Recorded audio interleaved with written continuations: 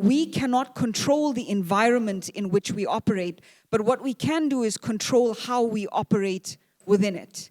And with that, we'll turn it over to Attila Biro, an award-winning investigative journalist. He is the co-founder of the Romanian Investigative Center Context.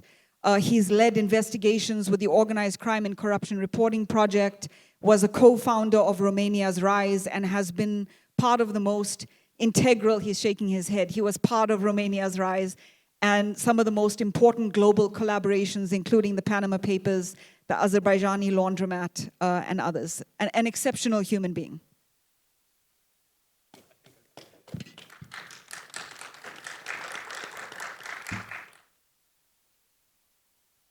Oh, hello. So I'll speak a bit of my experience and basically the journey that we had with our colleagues in Romania. Currently, I'm the co-founder of Context.ro, which is an investigative team in Romania. We are now 7 reporters, and we have also management team of 5 people. And the start of this project resides in collaboration. Basically, we started in Romania, the whole project started up with 3 reporters, myself and 2 other colleagues. And it was based, we set up everything from a collaborative perspective because first we worked on stories, and then we set up an investigative group.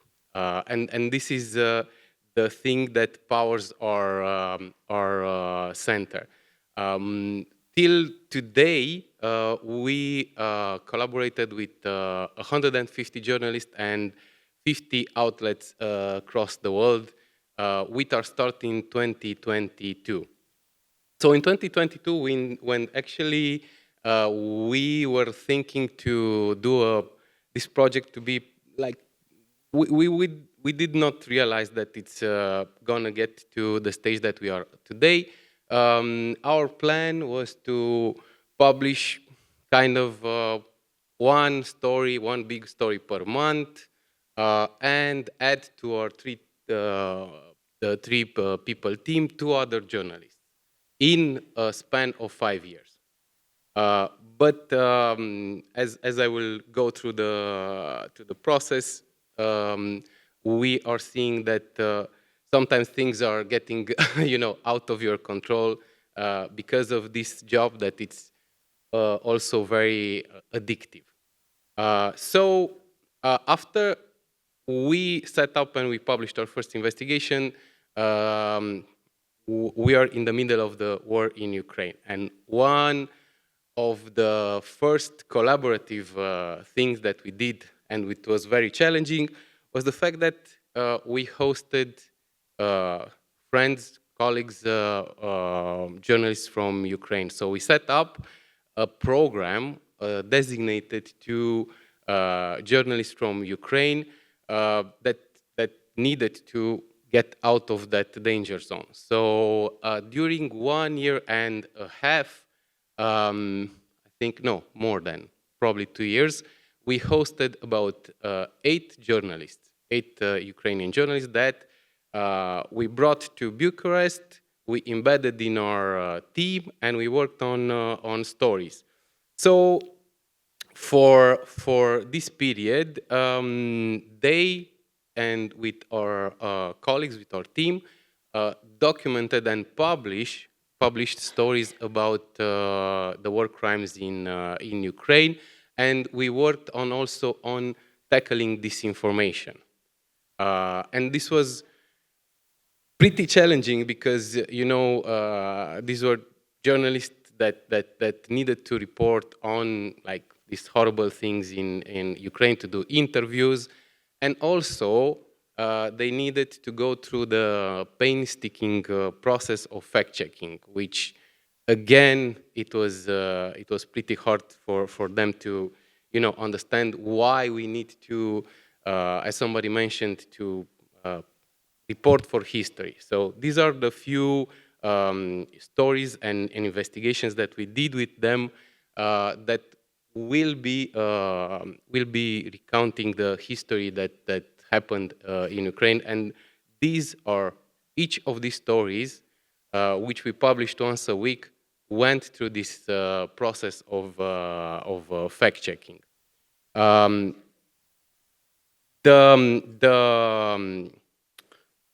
The next thing that I want to share is the fact that early on, when we set up Context, we saw that there is massive disinformation coming from Russia.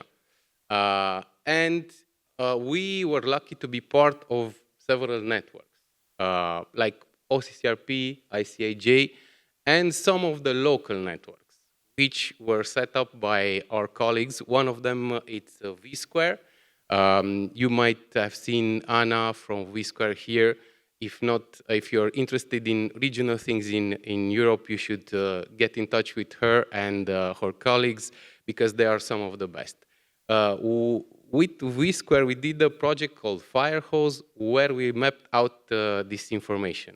But we did it at a level that it was not done till now. We looked at the framework, at the infrastructure of this information.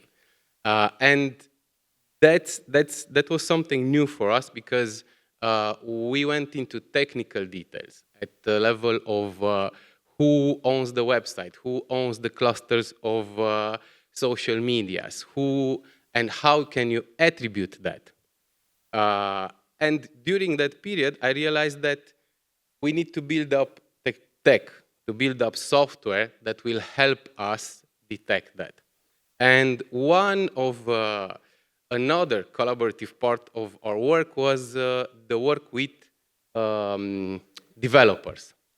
And one cool thing that we were able to do is to build up a software that tackles this information.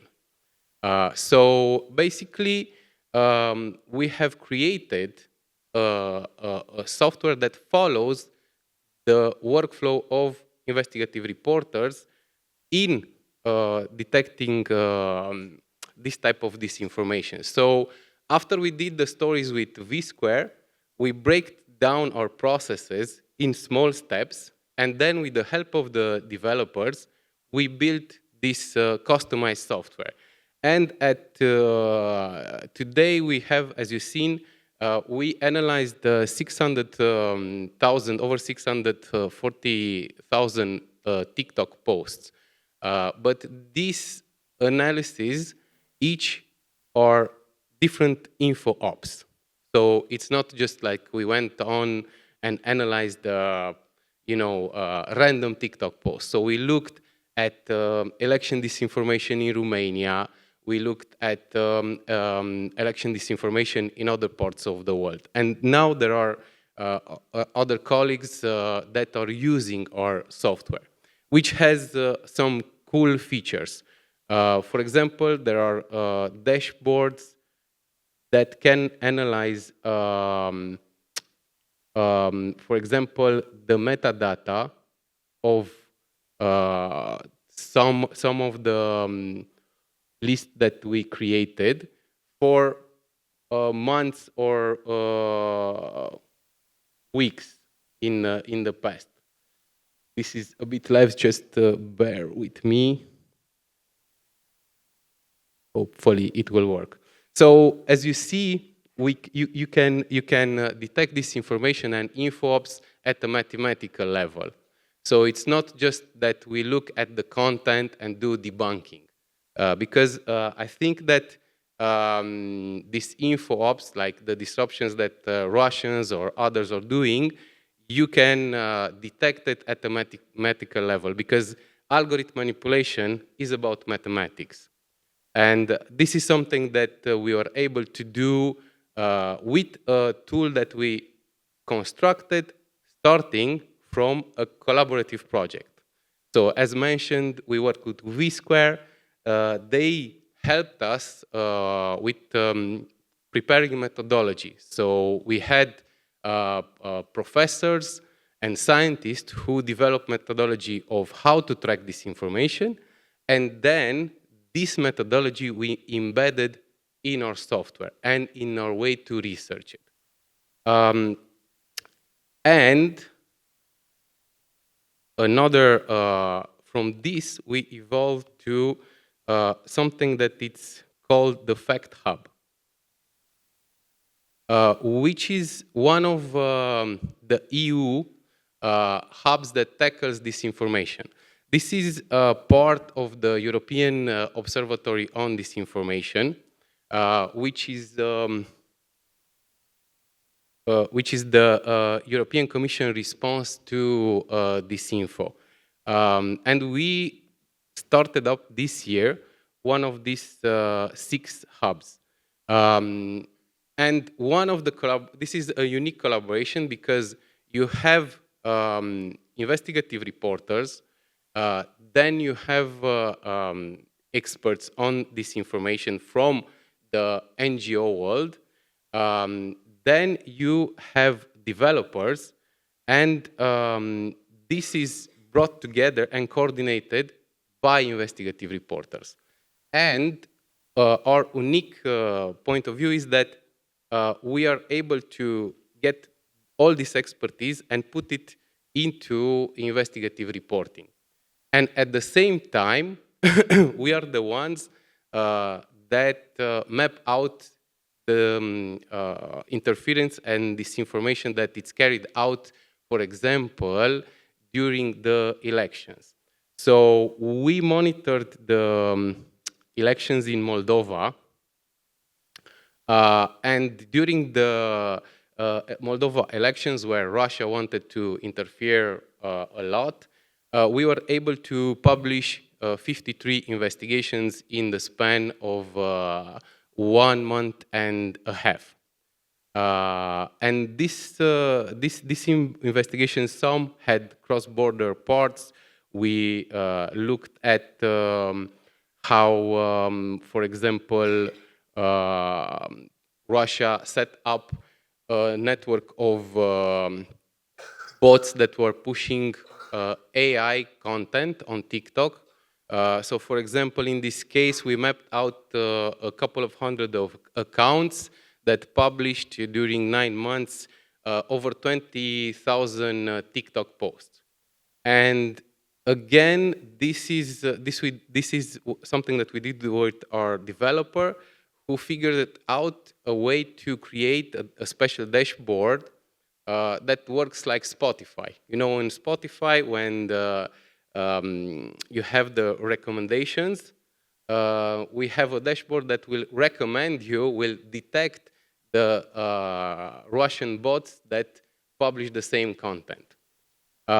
Also, we worked during the election with several players in this anti-disinformation effort, which one of the great organizations that we partnered up was Alliance for Europe. I don't know if many of you know about them.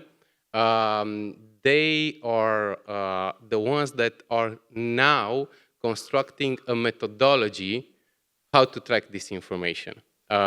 We worked also with the Belarusian Investigative Center and with local partners like Info Sud-Est, and also with an expert center in Romania called Expert Forum. And we had a dedicated team on the ground. We spent almost a week based in Chisinau and around, and we mixed on-the-ground reporting with technology.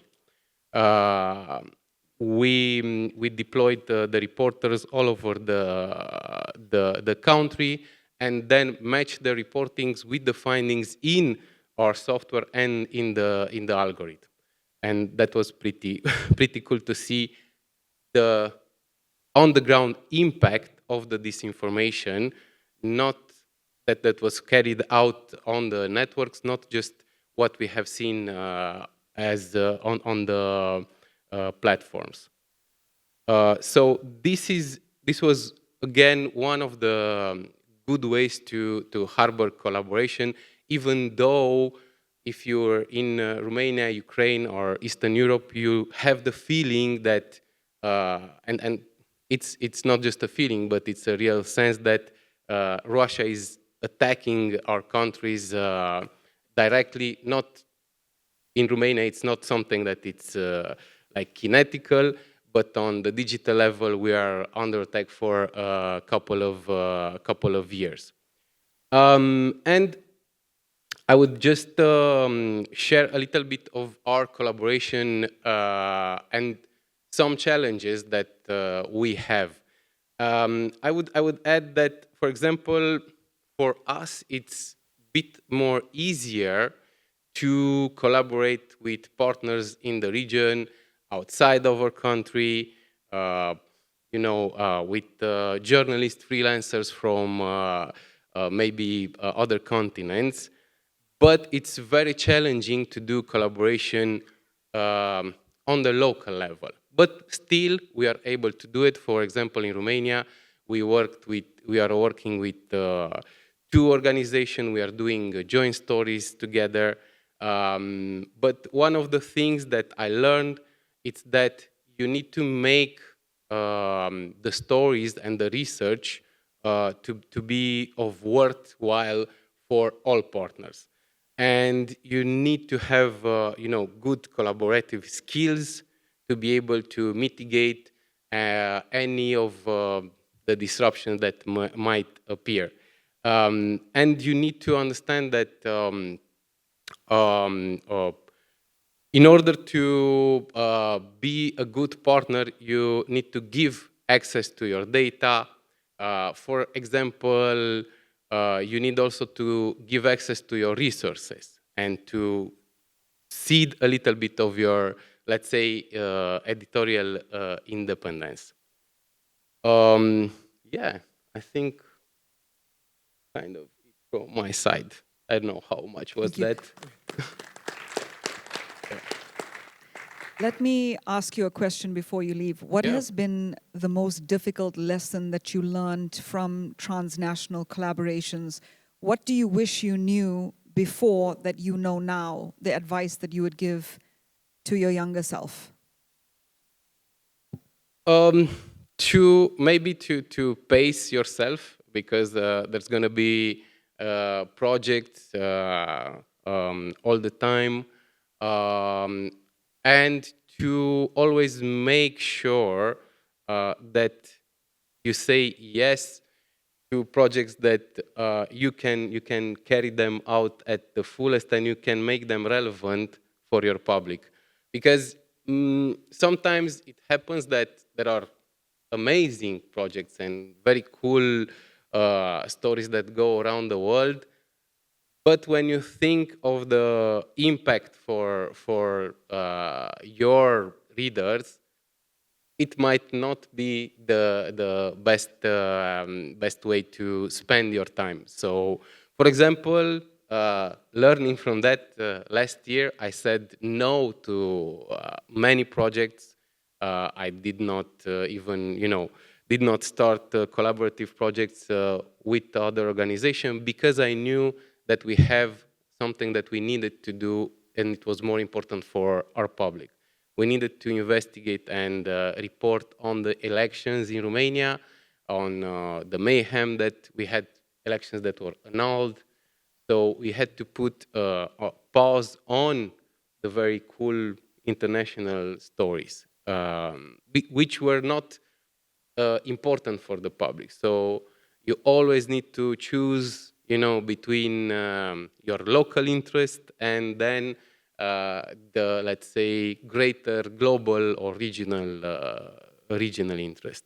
So I would advise anybody to, even if a project sounds very appealing, make sure that the time it's right for you. And also, what I try, not very successful yet, but sometimes maybe you want to be the driver of a regional or international project, because you might think that oh, but can I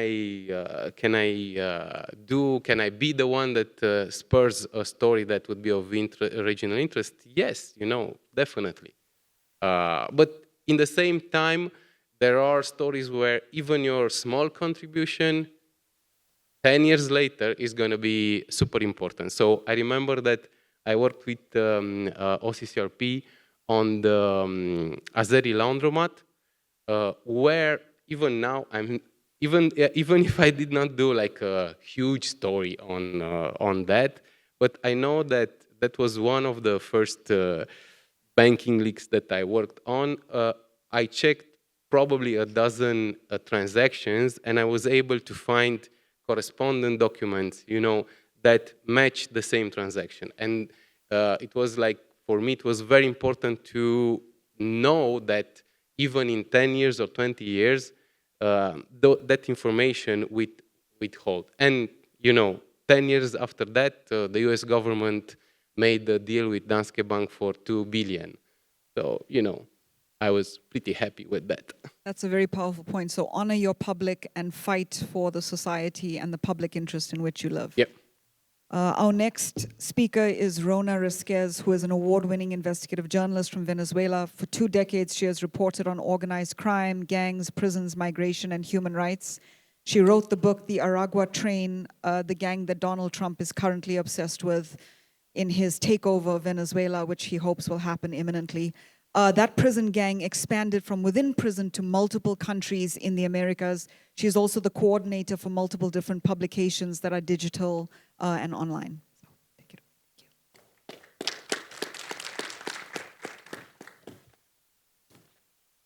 Thank you.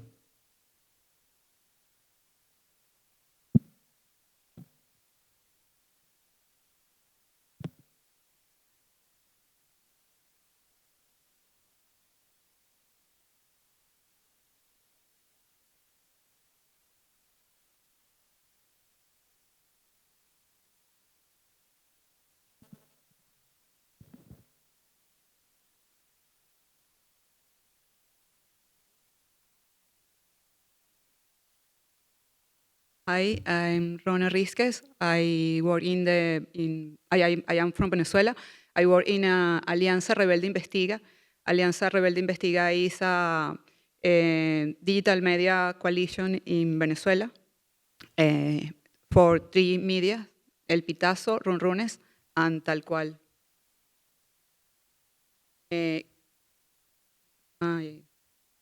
Enfoque, collaborate on the or die is in Venezuela is collaborate or die. This is the context in my country, Venezuela. There is fear, 16 journalists in prison, 477 journalists in exile. Venezuela is a country in the America with the high number of journalists in exile. In Venezuela, there is censorship and news desert. More than 400 media outlets shut down in the last 20 years. It created had law and law against fascism to criminalize journalists. The journalists in Venezuela work in when you walk that throwback in Venezuela, on the one side are the criminal groups, and the other side are the state security forces ready to strike.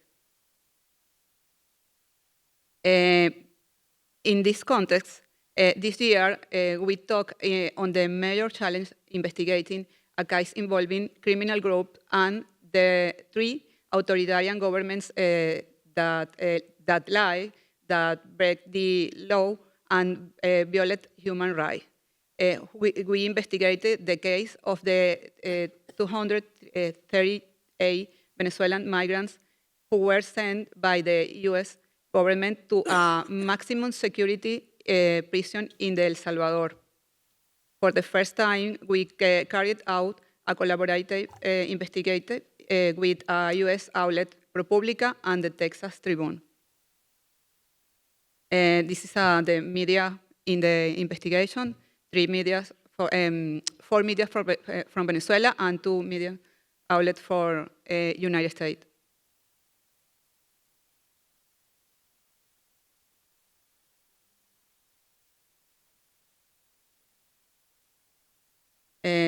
This is the characteristic of the media.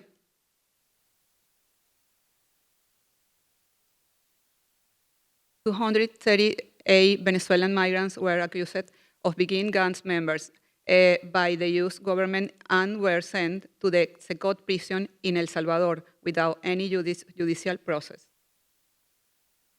6 media outlets from Venezuela and United States.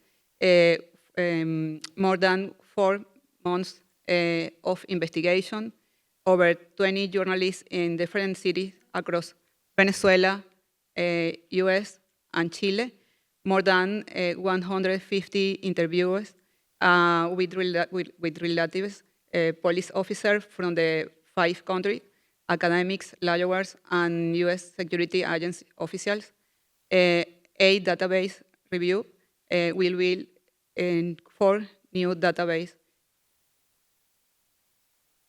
This is the first publication about the topic. What did we do? How did we do it? 238 people. Each history was an investigation itself. We had to reconstruct every case to determine where they were actuality criminals or not. We managed to create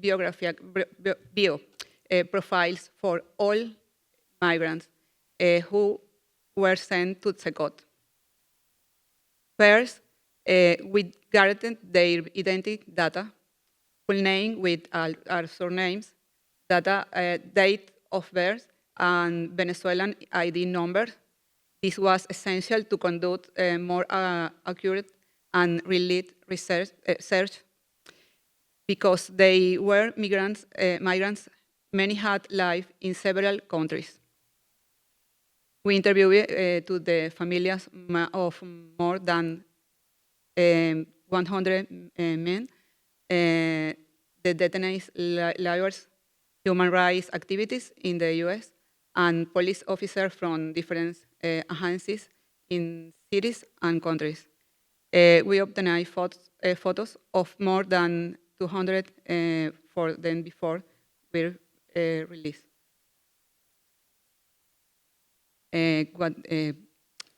We review court documents from the US and Venezuela, as well as from Colombia, Peru, Chile, and Ecuador, the countries where many of the migrants have lived before arriving to the United States.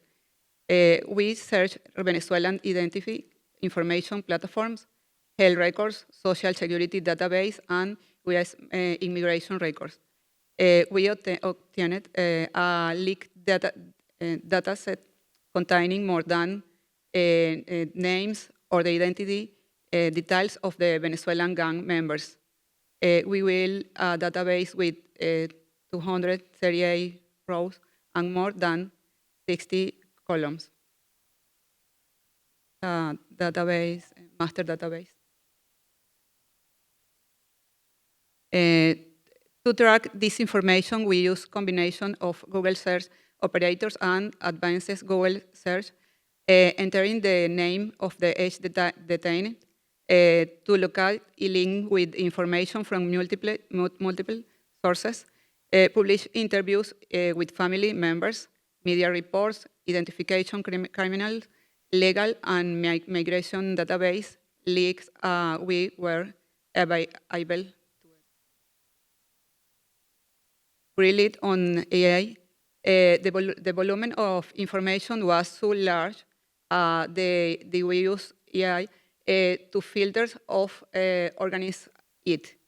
I'll help use 25K columns in the master database person by person. Once this 25 columns were complete with manually verified edge data point to catch any errors.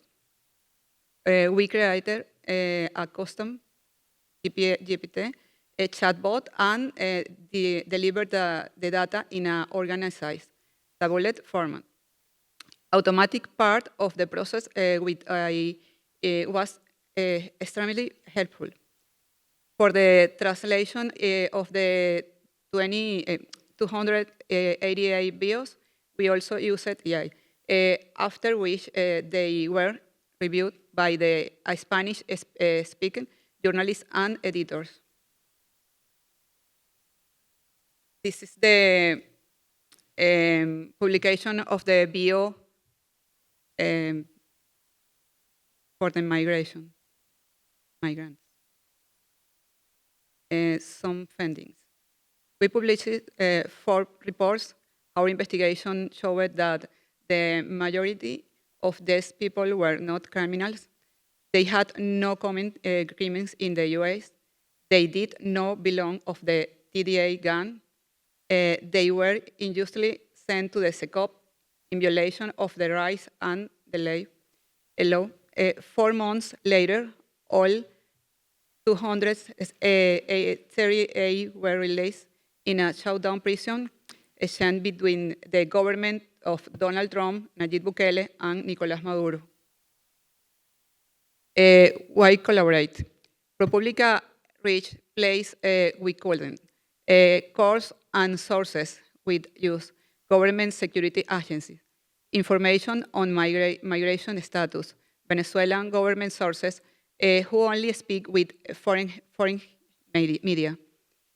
Ari and Cazadores reached place ProPublica couldn't.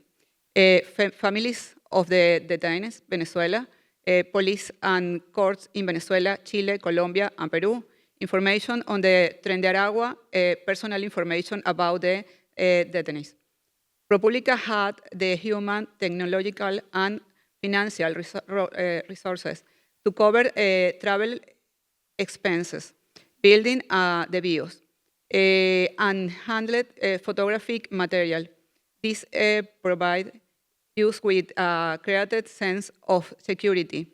Having access to ProPublica resources allowed use to conduct field work with a crucial in context where there is missing information and lack of access to data. Protecting sources. We obtained high valuable information from current and former US government officials, as well as Venezuela police officers who could not be identified. Avoid re-victimization, the families and the 288 men. Interviews were not conducted in a single day. We spoke with each family member multiple times. We decided to use information selectively. Use security protocols, use special digital security measures for managing database and sharing sensitive information, proton mail signal, and restrict access. Both legal terms and attract for the 3 authoritarian governments involved. To do this, we followed an exhaustive process of verification and review for every piece of data. All tests were reviewed by ProPublica lawyers before publication. Collaborative journalism saves in many ways. Security in journalism has several dimensions. Types of the security: physical, digital, legal, and psycho-emotional, who we need to protect ourselves, our sources, victims, the information, our personal environment, and the media outlet we work for. The experience and knowledge of the team members allow used to do more accurate and relative work, and that reduced the possibility of attacks from the governments under investigation. Collaboration also helps prevent attacks from the begin target individually. When there are 6 media outlets from different countries involved, it's more difficult to attack them. We had weekly meetings and transformed our small newsroom into a binational newsroom with diverse perspectives. This also enriches and enhances your work. Collaboration, multiple strategies, several organizations come together to complete each other. ProPublica also won. This has been its most republished article in Spanish language media. Other collaboration important for the ARI in this year, collaboration with Convoca Peru and for the Dorada Opacidad project, collaboration with Conectas to Colombia in La Hora de Venezuela, and collaboration with El Espectador de Colombia for a sexual exploitation of Venezuela migrant women in Latin America by the TDA. Collaborative journalism has become our safety net. It protects use and safe use. We conduct internal collaboration among Venezuela media as well as transnational collaboration.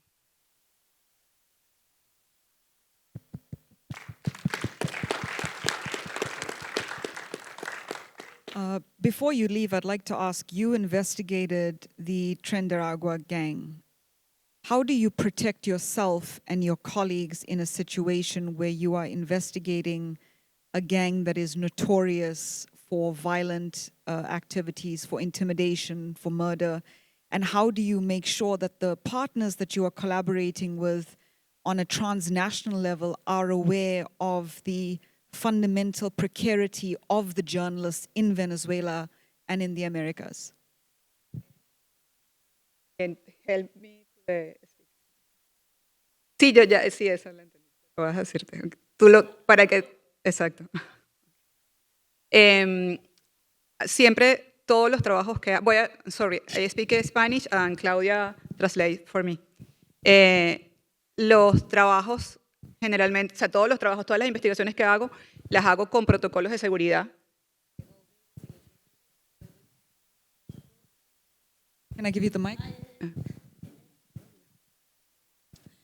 Okay, all the investigations I do it with security protocols. Hago protocolos de seguridad específicos para cada investigación porque cada zona en la que vas a trabajar, sobre todo cuando haces trabajo de campo, requiere o tiene características particulares. Entonces hay que hacer protocolos específicos para cada investigación y para cada territorio que vas a visitar. Okay, I do a specific security protocols for each investigation I do in each region of the country, because each region of the country is different and every investigation is different, so there is different security protocols to each region and investigation. Los protocolos de seguridad deben incluir desde quién es la persona que te va a trasladar a los lugares donde vas a hacer las entrevistas. Okay. The security protocol first should include who is the person that is going to drive you to the place that you're going to do the interview, who's going to be the driver. Los lugares de las entrevistas. The places of the interview. Pequeños perfiles de las personas que vas a entrevistar. Have the profiles of the people you're going to interview. Reportes y contactos frecuentes con algún equipo de soporte en tu ciudad base, en tu zona base, have like a safety network and people that you can call if something happens. Y además de eso, hay que tomar en consideración algunas características. Si vas a una zona donde hay grupos armados, debes también tener otros protocolos extremos de seguridad, porque pueden secuestrarte, pueden someterte, y eso implica que tienes que estar preparado para ese tipo de situaciones. And if you go to places that you have with presence of armed groups, you have to be even more, take another different type of security plan, because you can be kidnapped or detained or harassed or. Lo ideal es hacer cursos de capacitación para prepararte para hacer coberturas en contextos de riesgo. Okay, the ideal is that you do like security capacitations to cover in this type of fields. Y preparar muy bien cada entrevista y cada trabajo de campo que vas a hacer en lugares donde hay peligro. And previously prepare very, very well the interview you're gonna do and the field and in the field that you're gonna work on and do the coverage. Como lo dije en la presentación, es importante tener en cuenta no solamente la seguridad, tu seguridad en el momento en que estás haciendo el trabajo, sino también tu seguridad luego de que sales del lugar, la seguridad de tu medio y de tu equipo. Also have to have a security plan not only while you're doing the work field but after you do the work field and you go back to your home place and for you and for your media and for your Y de las relatives. fuentes, exacto. And all the sources you also interview. Y en el caso de Venezuela, pues hacer periodismo requiere de los protocolos de seguridad. En el caso de los periodistas venezolanos, hoy en día son constantes. Para cualquier cobertura hay que tener un protocolo mínimo de seguridad. Yeah, and in Venezuela, with any topic that you cover, you basically need to have like a very structured security plan because right now it's very high risk to do journalism in Venezuela with any topic that you cover. Y en este momento el principal riesgo lo representa el Estado venezolano y sus cuerpos de seguridad que suelen detener a periodistas. And right now, the higher risk to do journalism in Venezuela, the ones who are responsible for the higher risk is the Venezuelan government and the security corps that are led by the Venezuelan government. So that's why it's tougher to do journalism in Venezuela. Yes.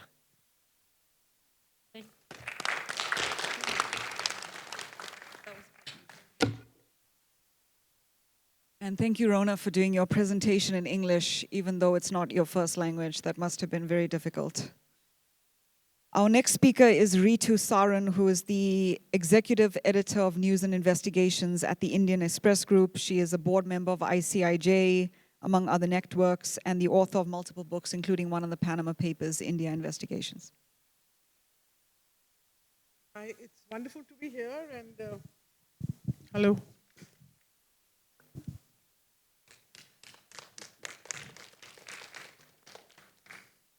It's wonderful to be here, and let me just start by talking a bit about how collaborations are a force multiplier, and the changes that have come into collaboration, the challenges, and a few not solutions, but maybe suggestions of how to handle it. And what is the power of collaborations? And I noticed that in earlier avatars of this conference, there would be maybe 1 or 2 panels on collaborations. You know, actually, Panama Papers started it in 2016 in a big way, where the first time you had over 100 journalists working on a single project, and what a powerful project it was.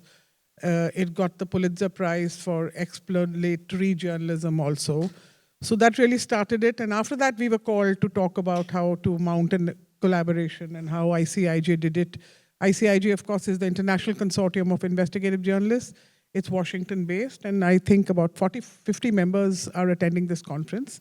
So that's how it began, and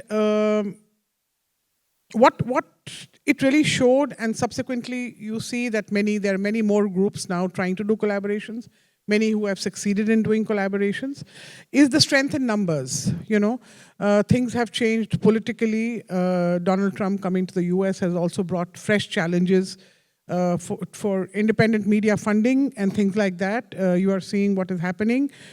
But you know, the same story being done, say, by 15 very important media outlets worldwide, is different from 1 or 2 media organizations doing it. You know, it's very hard for any government to ignore a powerful story if it has been done by 10 others or 20 other media outlets. That's one takeaway that I get after having participated in so many collaborations. So there's definitely a strength in numbers. There's also a security in numbers and a comfort zone that everyone feels while collaborating. You know, the editors, the proprietors and editors, the reporters, the sources, the platform itself, you know. So that security net is definitely there, plus the fact that when you're in a collaboration, there is no guarantee, but yes, you tend to make less mistakes when everyone has the same information or the same data. If you miss something or skip something, there is a very strong chance that someone else may get it. And that's the whole thing about collaborative journalism, that normally investigative journalists are considered introvertish, or they like to keep their secrets and their leads and what they're working on to themselves. Sometimes, if it's so sensitive, not even tell members of their families. So collaborative journalism turns this on its head. Here you're supposed to share all leads that you have while working on a story with everyone. That is a challenge as you begin to do it. But I remember even in the Panama Papers, some very important leads came from other journalists because I had missed it. There was just lakhs and lakhs of documents to go through, and things were moving so fast. And I and my team were doing so many stories. We had just missed that one of India's top film stars also had an offshore account. And I remember that lead came towards the end of the project from another reporter, not an Indian reporter, but someone from outside. And of course, she was on the front page. Aishwarya Rai is a very well-known Indian actress. And she was on our front page, and that lead came barely a few days before we were launching Panama Papers. So that is the advantage of collaborative journalism. Let me give you one more example. Again, in Panama Papers, the Pakistan Prime Minister, then Prime Minister Nawaz Sharif, had to resign because of all the revelations of Panama Papers. But the Pakistan journalists were not able to do so much as, in fact, others, and we did. We really played up that story, and eventually the Prime Minister had to go. That is the other thing. Sometimes the information data is politically so sensitive because of security or dangers. The journalists from that country may not be able to do so much, but it becomes a force multiplier when other people on the project start working on it. So let me tell you a few challenges that investigative and collaborative journalists can face, and a little experience about India. In India, we find with the new political regime, things are tougher in the sense that there is less access for sure. Our Prime Minister, Mr. Modi, for example, has not given a single press conference ever since he's in his third term. And access is a problem. So there are some things that you have to go around. There is, I would say, less of spot reporting also, which all began during COVID. COVID brought the pandemic brought its own problems with it. But so one way that we have found is to just get back to old-fashioned reporting and to spread the net of investigations. That could be done from the city team, it could be done from the health team, and of course, another way out is collaborations. So collaborations within the organization. We are a very large news network. We have editions all over the country. We are one of the oldest papers in the country. We have a tradition for investigative journalists. So we collaborate within the office. We collaborate with other centers in the paper. Plus you can collaborate nationally and you can collaborate internationally. And so as I said, there is a problem of access. We find that right-wing media, the troll armies go for you sometimes. And also that happens a lot in small towns, rural India, maybe journalists who are trying to do investigative podcasts or in other regional languages sometimes have cases upon cases on them. So they are fighting cases all over, then they run out of money and they are facing financial distress. That is also happening a lot in India, which we don't really feel in the capital. But in other states and in regional languages, it has become quite an acute problem.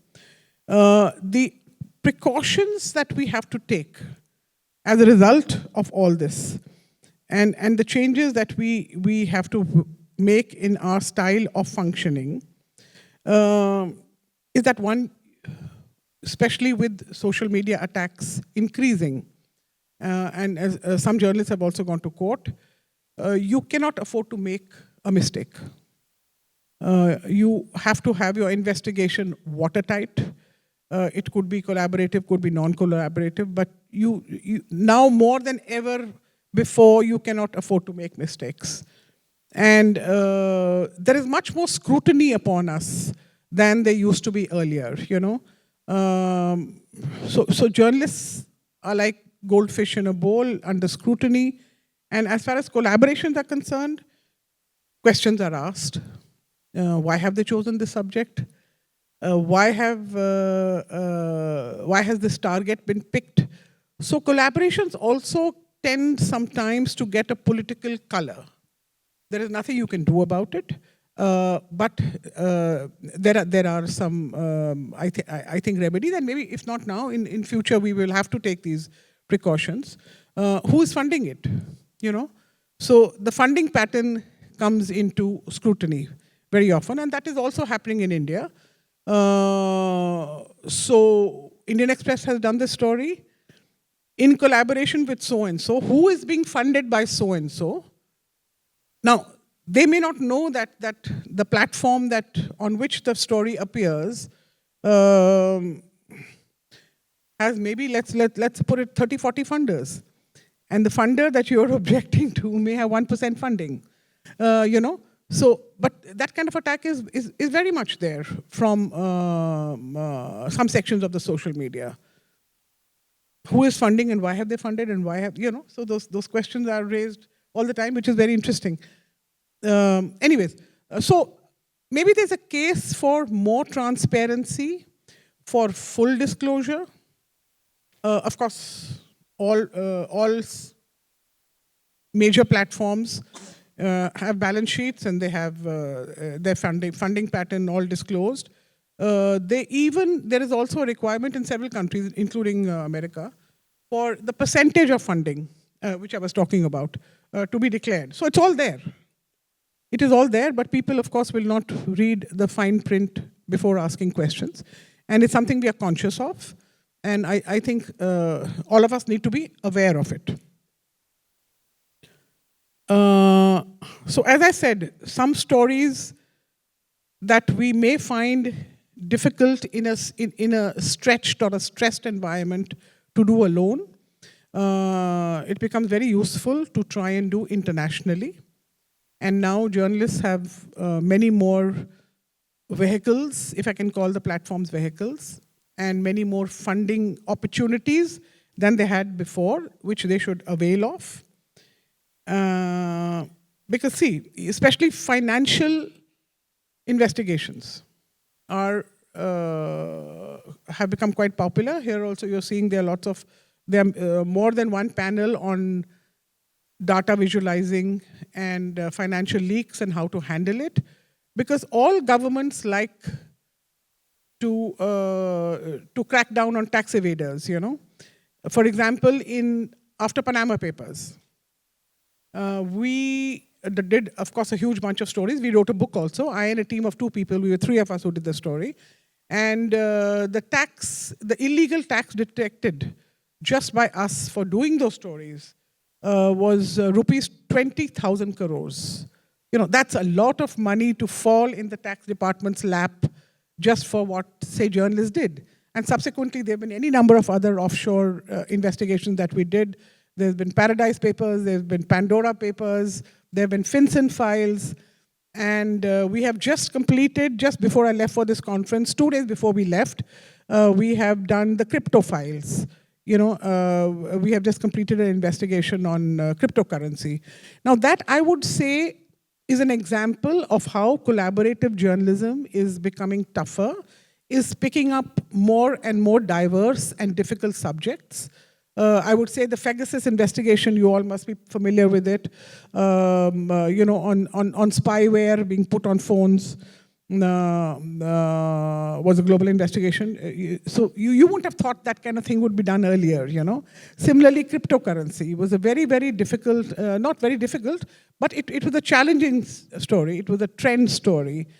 And for example, ICIJ calculated the world over the imposition of fines and penalties on crypto companies and exchanges. And in the matter of a few years, less than a decade, the figure that they calculated of fines and penalties on exchanges all over the world was $5.8 billion. Now, that kind of exercise would not be done if everyone is collaborating together. And similarly, we were lucky we got some exclusive data in the Indian Express in the office while doing the story. And the figure for early penalties on exchanges was 600 crore rupees. Now, nobody knew all this, you know. So the point I'm trying to make is that the subjects are becoming more exciting. The range of topics that collaborators and platforms are picking up is becoming more diverse. It's just that we have to be very cautious, and we have to come up with watertight investigations. Thank you. Thank you. Our next speaker, our final speaker, is Golden Matonga, a co-managing partner at Malawi's Platform for Investigative Journalism, which is a non-profit center in Malawi that produces the country's finest investigative journalism. He is the regional vice chairman of the Media Institute of Southern Africa and runs the Malawi chapter. Thank you, Khadija. Good afternoon. It's good to see everyone. And thank you for the opportunity to share about collaboration, because everybody has been talking about collaboration, from the keynote speaker, Maria, who inspired us on the first day of the opening speech, because I think collaboration is the way forward. And I'm coming from a background where I've collaborated with individual journalists as an individual, but also for my institution, we have collaborated with other organizations to do joint investigations. The center where I'm working with, the Platform for Investigative Journalism, was established really recently in 2020. But in that short period, we have collaborated with international organizations who have participated in some of the major investigations that my colleague Ritu was mentioning with the ICIJ. We have collaborated with other centers across Africa and beyond. We are also part of a network of centers called the IJ Hub, which is an organization in Southern Africa which is bringing together 7 centers in Southern Africa, in Malawi, South Africa, Lesotho, Namibia, and Swaziland, to be able to fundraise resources together, to be able to share material that we are producing, the work that we are producing to be amplified through syndicating, to be able to help capacity building by sharing fellows from one center to the other center, so that we can be able to develop investigative journalism in Southern Africa. So when I'm referring to experience in terms of what we have learned as a center, I'm looking at from that perspective. Southern Africa has particular challenges. We inherited a lot of repressive laws from our former colonial masters. And while our colonial masters have moved on to ensure that their countries have media-friendly rules, regulations, most of the countries in Southern Africa continue to suffer. The landscape is still full of laws that infringe on media freedom. So we still have journalists being arrested for doing their work from time to time. And that's why we again have to collaborate in terms of ensuring that we keep journalists not only safe from violence, but also from jails. So there are unique challenges in terms of fundraising. Again, most of the economies in Southern Africa are not able to sustain commercial driven journalism as in some cases in parts of the world.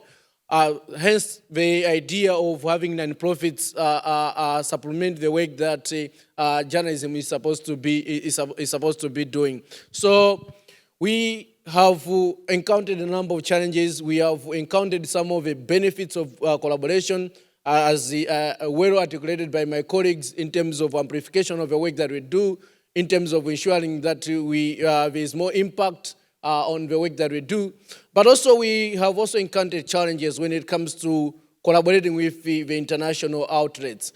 Some of the challenges that we have encountered, for example, is that for a long part, most of the work that was done around collaboration was originated from our counterparts in Europe or North America, for example. And those of us in the southern part of the world, we are mostly on the receiving end of the ideas that are being generated by our colleagues. So some of the ideas were very impactful for our audiences, but again, you would understand that if you are not originating some of the story ideas, then we would not be as relevant most of the times to our audiences. One of the challenges is that in most of the collaborations, the agenda was not only being set by our colleagues, but was also being supported, financed by our colleagues from either Europe or North America. So it became a bit problematic for us to remain relevant to our audiences because we are not driving their agenda. So what partnerships like the IJ Hub have done is to ensure that as news organizations in the southern part of Africa, we are able to set up our own agenda, we are able to drive the agenda through the stories that we are pushing. So I would focus on what are some of the lessons that we believe we have learned in terms of how to ensure that the collaborations are successful. For us, one of the lessons that we have learned from our experience working with our other networks is when we are collaborating on an investigation is deciding on management of a collaboration. Who is going to be managing the collaboration? That is key because for us to be mutually benefiting from the collaboration, we have to be part and parcel of the management of a collaboration. And again, another lesson, I think key lesson that we have learned is about communication. Who will do the communication? And apart from who will do the communication, what will be shared? What information should be shared? And what stage of a collaboration that information should be shared? And what else is the role of the rest of the team when it comes to collaboration? That has helped us to be able to have successful collaborations. And who is going to be making the decisions in terms of what is shared and what is not to be shared? And again, one of the key issues that has to be decided for collaborations to be successful is the question of money. The issue of budgets supporting investigations is one of the key elements that sometimes may contribute to challenges in terms of how successful a collaboration is or not. So is there a question of funding? How do we settle the budget questions? Are there legal issues that have to be dealt with before the project starts? Those are some of the issues that I think need to be ironed out for collaborations to be successful.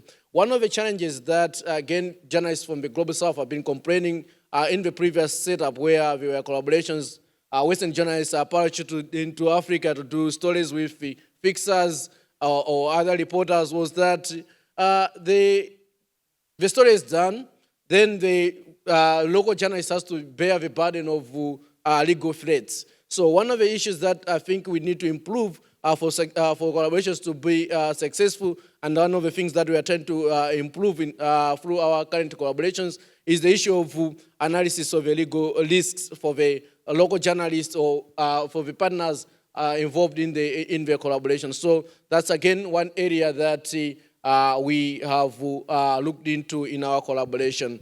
Then there is the issue of deadlines, agreeing on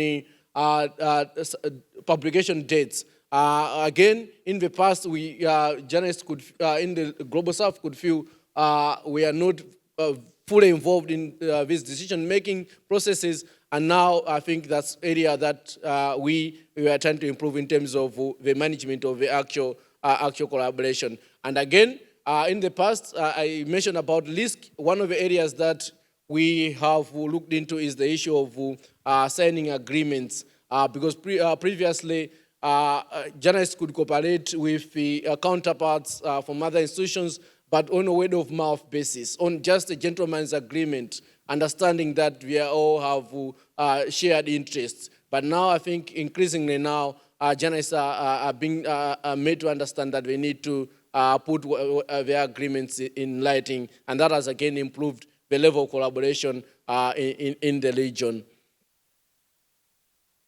And again, it's very important for us that any conflicts that may arise from the agreements are managed and managed areas. So again, communication is key. What do you communicate? At what stage do you communicate? And who's going to be doing the communication? So those are some of the lessons, Khadija, we have learned from working with our partners and ensuring that we also enhance spirit of collaboration, not only between the Global South and the rest of the world, but also within the Southern African region, ensuring that the networks of investigative centers are able to do stories together that are of interest to their audiences.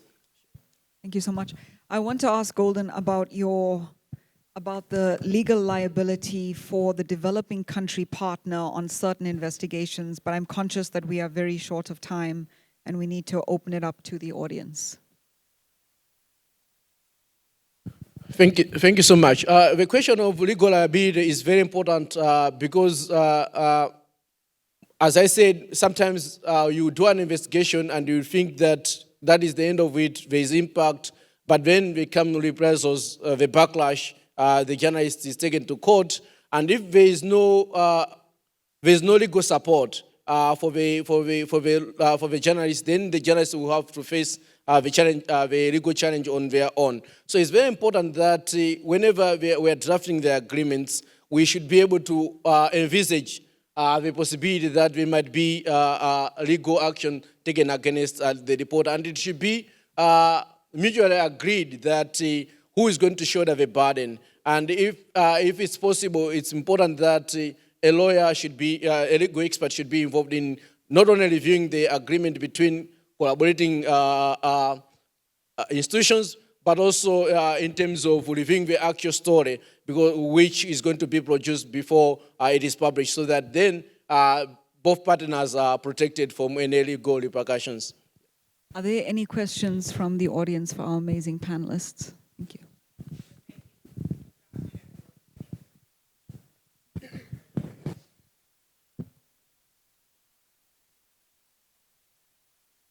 Sorry, let me just give you the mic. Okay.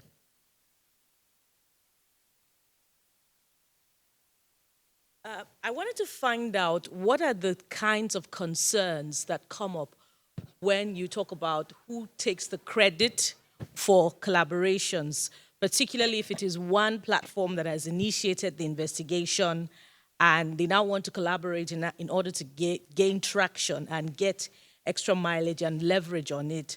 Are there concerns, about credit? It is this particular platform that initiated the investigation that got the scoop.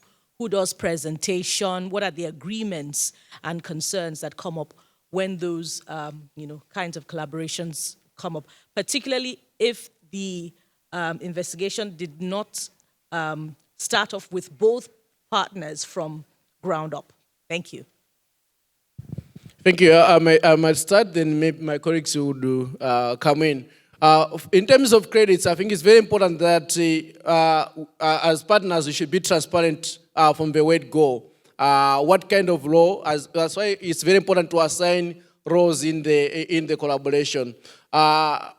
It's very important that each partner's work should be accredited for the role that they have published. Sometimes one of the challenges that, particularly in Africa, institutions face is that sometimes it will start as a collaboration, but you end up to see that perhaps the reporter, the other team, local journalists were just used as fixers for other institutions. So it has to be very transparent from the word go, whether you are working with a fixer or whether you are working with a partner. If it's a partnership, then I think that's why it's very important that we should put these things in writing. As I said, it should be very clear that this is a partnership and this is how the byline is going to be shared. We've done investigation work with partnerships with ICIJ, for example, where they were able to attribute, not only that we did the investigation together, but they were able to attribute to say, these documents were first shared with the Platform for Investigative Journalism, our partner in Malawi, and then they shared that with us as ICIJ. I think that's very important, and it also helped, particularly in building other institutions, particularly when it's a big institution like ICIJ, and they are working with an upcoming institution. It's also very important to give them as much credit as possible for them to be able to also get traction. Yeah, I think that bridge has been crossed quite some time back. And as my colleague said, I think the ground rules are very clear by now. And even readers are accustomed to seeing in collaboration with so-and-so and so-and-so. Because sometimes it is, suppose it's a data set. It's a secret data set. That data set may have been given by a partner to a platform. So both of them should be there in the credits. So it is an investigation being done by, say, my newspaper in collaboration with so-and-so and so-and-so. So there should be 3 credits. Plus, in the case of ICIJ, when they do their own stories, sometimes you will see as many as 20 trailing bylines. So everyone among all their media partners, at least the people who have contributed to their story, there are 15, 20 trailing at the end of the story, additional bylines in addition to the ones their own staffers take. So I think all that is now quite commonplace, and there is no problem in anyone grudging each other credit. And in collaborations, you should tend to be as generous as you can with credits, because after all, so many people are working on it. We are actually over time. So what I'd like to do is I'd like to ask everyone here to provide a final statement for the wonderful audience whom we've cheated of their questions. But is there a final lesson, a thing that you'd like to say, something that is hard-won knowledge that you believe should be shared with the audience?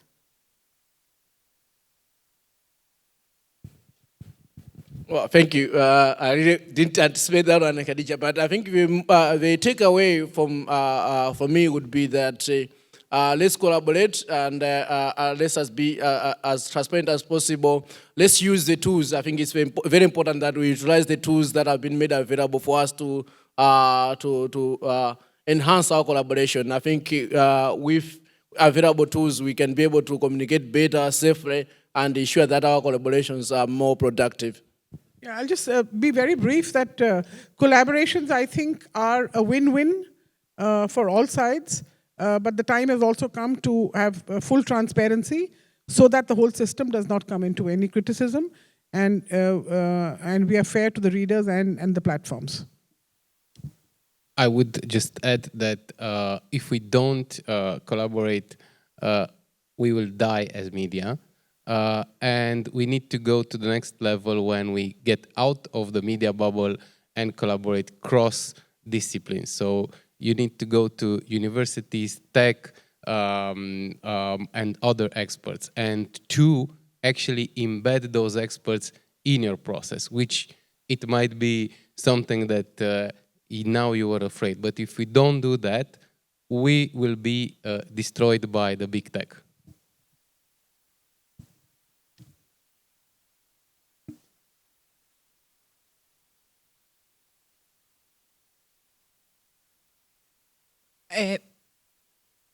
Yo creo que las colaboraciones periodísticas son fundamentales e importantes por varias razones.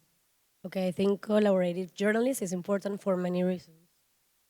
En las colaboraciones periodísticas se gana cuando logras alcanzar una audiencia que no es tu audiencia natural. Es decir, si te asocias con otro medio que está en otro país o que tiene otra característica, por ejemplo, un medio que se dedica a podcast y tú te dedicas a hacer reportajes escritos, pues tienes la posibilidad de alcanzar otra audiencia distinta a la que tú habitualmente vas. If you collaborate with different media, you have the opportunity to reach different type of audiences that if you, with your own media, you will not reach. And also if you do it with other medias that are do another formats of journalism, like podcasts or other type of journalism. Las colaboraciones también te ayudan a combinar habilidades y talentos de distintas personas, de distintos medios y de distintos países. Yeah, it also gives you the opportunity to share different skills and talents with different type of people that comes from different contexts and different Yeah, different contexts and different media. Esta combinación potencia y hace más óptimas tus investigaciones. Yeah, this combination of different skills, talents, and reach any other audiences makes your investigation even better. Las colaboraciones también te ayudan a ahorrar recursos en este momento donde la mayoría de los medios tiene unas limitaciones muy grandes de recursos. Poder trabajar con una alianza o con colaboraciones de varios medios pues te ayuda a reducir costos, sobre todo si tienes que hacer trabajo fuera de tu país. Yeah, to collaborative journalists also help you to reduce cost and resources, which is one of the most difficult things to do right now in journalism. Y las colaboraciones también son un aprendizaje, se te dejan una enseñanza. Cuando con cada medio de cada país que trabajas, aprendes algo de lo que se hace en ese medio, de lo que se hace en ese país, y eso también va enriqueciendo tu trabajo y tu medio. And also collaborative journalism gives you a lot of learning as a journalist of how other medias from other countries work, how do they work, how is the team, and that also enriched you as a journalist and as a media and your team. Las colaboraciones no son perfectas, pero son como las relaciones de pareja. Hay que trabajarlas poco a poco y hay que buscar tener confianza y con acuerdos claros para poder terminar colaboraciones exitosas. Any non-collaboration is perfect. It's like when you have a couple relationship, you have to have constant communication, settle have your agreements, and yeah. So y creo que cada vez son más importantes para el futuro del periodismo. And I think every day they are more important for the future of journalism. Thank you so much, and a round of applause for all of our amazing panelists. Thank you.